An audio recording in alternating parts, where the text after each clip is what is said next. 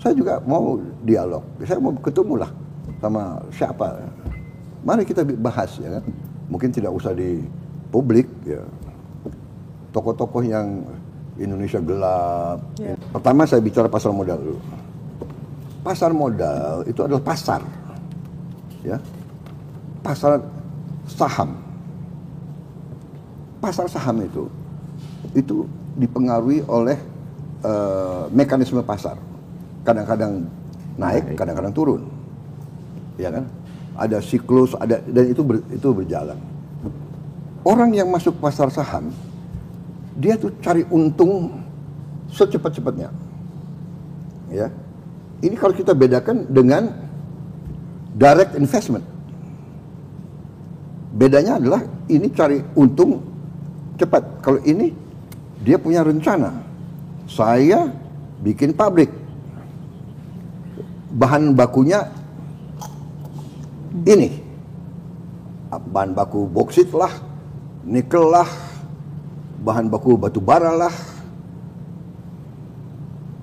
Ini bahan baku, ini pabrik, ini distribusi, marketing, ini untung saya. 5 tahun, 10 tahun, 30 tahun. Ya. Jadi kita bedakan. Nah, kalau saya lihat fundamental kita kuat. Ya. Apa yang terjadi di pasar saham, kita punya kekuatan dan kita akan investasi. Ya. Orang selalu bicara kalau pasar saham jatuh. Kalau pasar saham naik, orang diam. Iya kan? Waktu sempat berapa hari yang lalu kan turun. Wow, ya, ekonomi Indonesia kacau, gelap, Prabowo gagal, bla bla bla. Begitu berapa hari naik lagi, diam, nggak ada yang komentar. Sekarang pasar saham di Amerika merah, turun, jauh sekali. Tapi pandangannya Trump, oh enggak, ini iya, tapi pada saatnya akan naik lagi, gitu. Karena dia melakukan hal-hal yang dia anggap memperkuat ekonomi Amerika. Ya, ini jawaban saya soal pasar modal. Jadi makanya saya tuh nggak terlalu takut sama pasar modal. Ya, karena Indonesia punya kekuatan itu. Yang kita sadar ya, kita jangan punya rasa rendah diri. Kita kayaknya diprogram bangsa kita, elit kita juga, bahwa kita ini lemah, kita kalah, kita ini dijajah, kita ini hebat gitu. Loh, kita hutang besar, hutang kita dibandingkan dengan banyak negara, hutang kita salah satu yang secara perbandingan itu terkecil di dunia. Hanya 4-5 negara lebih kecil dari kita. Iya kan? Inflasi kita terendah di dunia. Orang-orang ingin belajar bagaimana Indonesia mengendalikan inflasi. Anda lihat inflasi Turki 44%. Dia udah hebat ini, dia turun dari 85%. Argentina 117%, dia udah turun. Nggak tahu 300% dia. Jadi kita ini harus jangan terlalu takut bahwa dunia ini tidak baik-baik saja. Kita penuh dengan kesulitan. Kita penuh dengan, terus terang aja kita koreksi diri ya sebagai bangsa selama 30 tahun ini kita banyak melakukan blunder. Kita akui saja. Jangan salah siapa presiden. Masa satu presiden bertanggung jawab atas semua? Ini banyak blunder. Dan ini juga salah. Saya juga, hey, para teknokrat, hey, para profesor, hey, para guru besar, kenapa kau tidak koreksi? Kenapa kau tidak ingatkan pada saat dilakukan penyimpangan, pada saat dilakukan blunder, ya kan, yang macam-macam lah kita bisa uraikan, ya. Jadi itu satu. Nah, kedua, masalah Trump. Ya, nah masalah Trump ini kita harus lihat nanti mungkin kita akan mengalami dampak yang berat mungkin, terutama yang bisa kena adalah industri tekstil, sepatu, garment, dan furniture. Ya, ini berat karena ini padat karya. Tapi kita akan cari jalan keluar. Kita harus berani mencari pasar baru. Kita ini terlalu manja juga sih. Ya, kita tuh selama ini tertarik oleh ekonomi Amerika, benar, karena ini kan sistem ekonomi yang Amerika ajarkan kepada kita, kan? Iya kan? Free market, benar nggak? Globalization, iya kan? There are no borders. Mereka ajarkan kepada kita. Kita murid yang setia. Ya kan? We follow what they teach us. All the time. The 60s, the 70s, the 80s, the 90s, 98, 99, kita ikut IMF. Paling setia, paling loyal.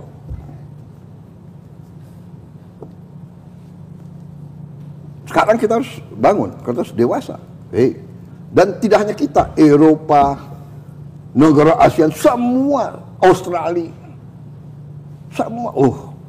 Kalau begitu, sekarang situasi berubah. Dan memang benar situasi berubah. Dan itu yang saya sudah ingatkan bertahun-tahun, saya ingatkan. Tolong buka rekam digital saya, rekam jejak saya. Saya sudah ingatkan. Saudara-saudara sekalian, Indonesia harus berdiri di atas kaki kita sendiri. Tapi orang bilang, retorika. Tidak, saya dari dulu. Saya dari dulu memperjuangkan, saya sudah sadar, saya sudah mengerti bahwa suatu saat nobody is going to help us. Tidak ada yang akan bantu kita kecuali diri kita sendiri. Dan ini realita. Tidak ada yang bantu India, tidak akan ada yang bantu Vietnam, tidak akan. Setiap negara harus mengurus dirinya sendiri. Tapi, banyak orang mengatakan juga bahwa Amerika memaksa semua negara untuk cari pilihan lain. Nanti Kanada sudah mengatakan, ya. Anda baca, Anda dengar pidatonya Perdana Menteri Kanada, kalau Amerika tidak memimpin, Kanada akan memimpin. Bayangkan, Kanada nanti sama Eropa Barat, ya kan? Saya akan berangkat juga ke Eropa awal Mei. Saya akan ketemu Perdana Menteri Anwar nanti sore. Kita koordinasi. Kemarin Menteri Menko Perekonomian Pak Airlangga dari Kuala Lumpur koordinasi. Nanti menteri-menteri ASEAN juga akan koordinasi. Dan kita terus hubungan negosiasi. Saya akan kirim Pak Airlangga ke Washington. Kita sudah punya kontak dengan tokoh-tokoh di Washington. Kita akan diskusi. Negosiasi? Untuk negosiasi? Ya, kita akan negosiasi. Kita bilang, loh, tapi satu hal yang saya ingin sampaikan. Amerika sebenarnya punya hak. Ya. Karena dia ingin membela kepentingan nasional dia. Ya kan? Bayangkan negara-negara lain punya surplus $300 miliar, $200 miliar, $100 miliar, ya kan? Benar nggak? Ya, dibenarkan oleh WTO juga. Iya kan? Kita ini termasuk surplus yang kecil, tidak terlalu besar, $18 miliar. 17 ya, tapi maksud saya juga, ya, pengusaha-pengusaha kita juga harus istilahnya punya long term planning, ya, dan tidak tergantung kepada satu pasar yang enak. Iya kan? Iya kan? Iya, iya. Kita harus berani. Kenapa kita tidak ke Afrika? Diversifikasi. Afrika itu the new emerging market of the world. Afrika loh. Jumlah penduduknya besar, resourcesnya banyak, ya kan? kebutuhannya banyak, ada pengusaha-pengusaha kita yang berani ke Afrika, ya kan? Benar nggak? Salim Group, dia di mana-mana di Afrika itu. Mereka sekarang hobinya makan Indomie. Dan mereka kira Indomie itu makanan mereka itu. Kayak spaghetti, jatuhnya mengganti spaghetti. Ada di Nigeria, Ethiopia, di Turki, Tanzania, di Mesir. Jadi we have to look for new market, benar nggak? Yang kita concern hanya memang apa itu garment, sepatu, ya kan? Itu yang dua concern. Tapi, nah ini bagian ya, makanya masalahnya adalah kita harus berani dan saya bertekad untuk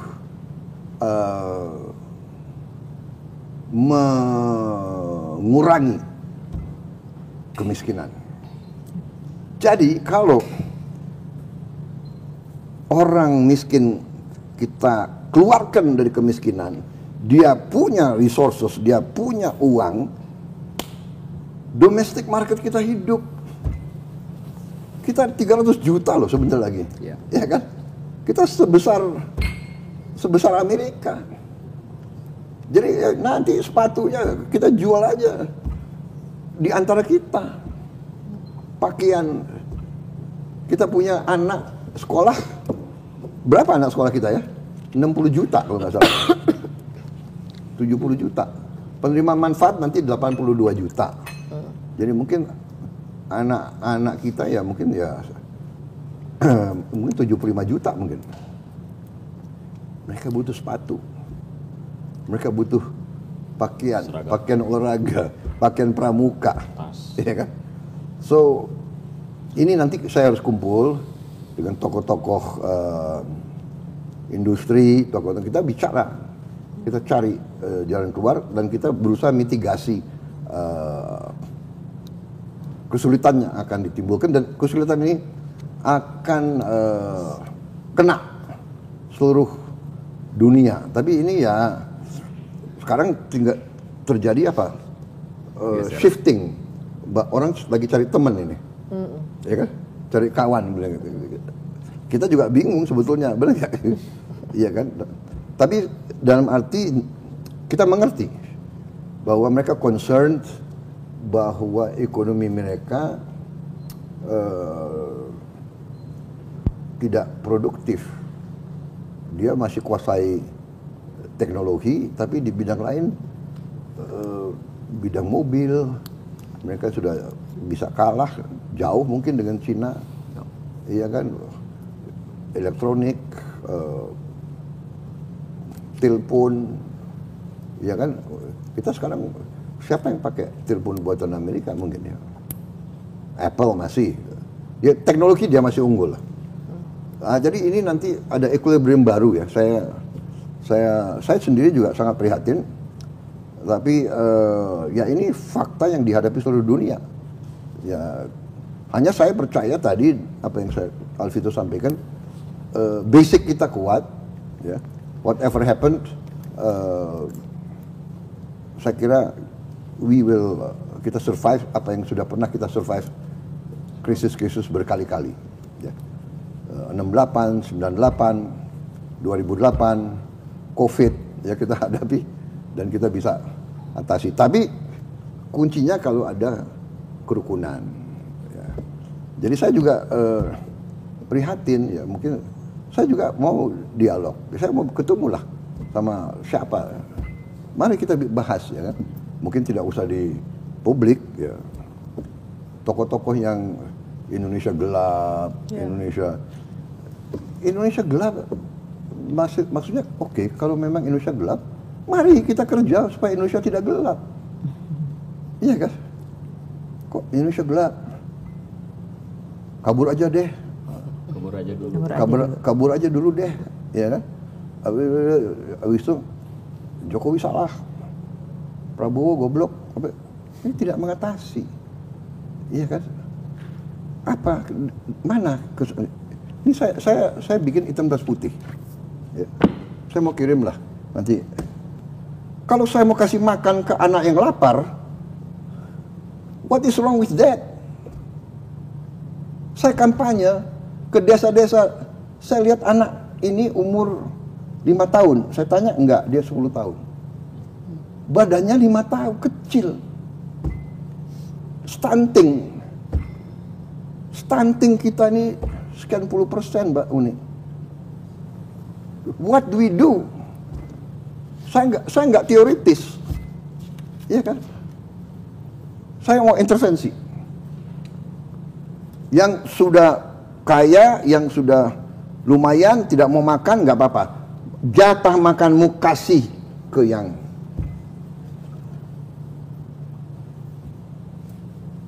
Ini sesuatu yang tidak bisa saya terima di hati saya.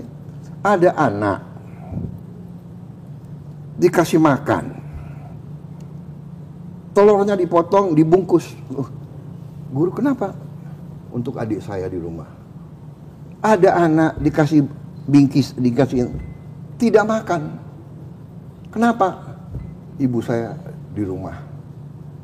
Di rumah nggak ada nasi. Dia bicara dengan tidak sedih. Dia bisa, ini tidak bisa terjadi. Saya nggak terima.